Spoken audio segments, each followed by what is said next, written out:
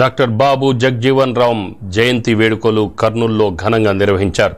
జిల్లా కలెక్టర్ కోటేశ్వరరావు, నగర mayor Ramayya, Congress party జిల్లా అధ్యక్షులు సుధాకర్ బాబు, మాజీ ఎమ్మెల్సీ బంగి అనంతయ్య పాల్గొన్నారు.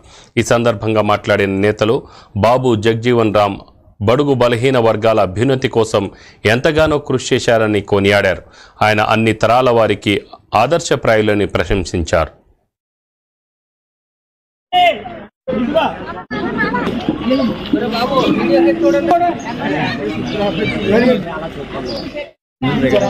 జీవన్రావు గారిని ఆదర్శంగా తీసుకోవాల్సిన అవసరం ఉంది.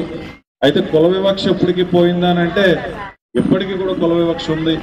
అయితే చట్టాల్లో ఉన్నటువంటి కానీ రాజ్యాంగంలో ఉన్నటువంటి విషయాలు కానీ మరి చట్టం కల్పించినటువంటి దానికి భయపడి కొంచెం ఇబ్బంది మనల్ని కొంచెం గౌరవంగా చూస్తున్నారు తప్పించి, కానీ ఇప్పటికీ కూడా ఎవరైనా దళితులు కానీ ఎవరైనా వెనుకబడిన తరగతుల వారు కానీ కొంచెం ముందుకు వెళ్తుంటే వారలేని తనం అనేది ఈ రోజు కూడా కనిపిస్తూ ఉంది.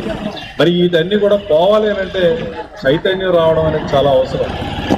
బహుజనులు అంటాం మనందరినీ, బడుగులు బలహీన వర్గాలు అత్యధిక సంఖ్యలో ఉన్నటువంటి వ్యక్తులు మనందరం కూడా.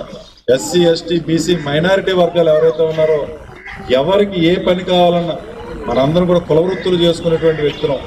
ఒక పాలు కావాలంటే ఒక యాదవుడు మరి పాలు అందించాలి, లేదా ఒక మాంసం కావాలని అంటే మరి మాంసం అమ్మేటటువంటి మేదర్లు మాంసం అమ్మాలి. ఎవరైతే పారిశుధ్య కార్మికులు ఉన్నారో ఆ పని మనందరం చేయాలి.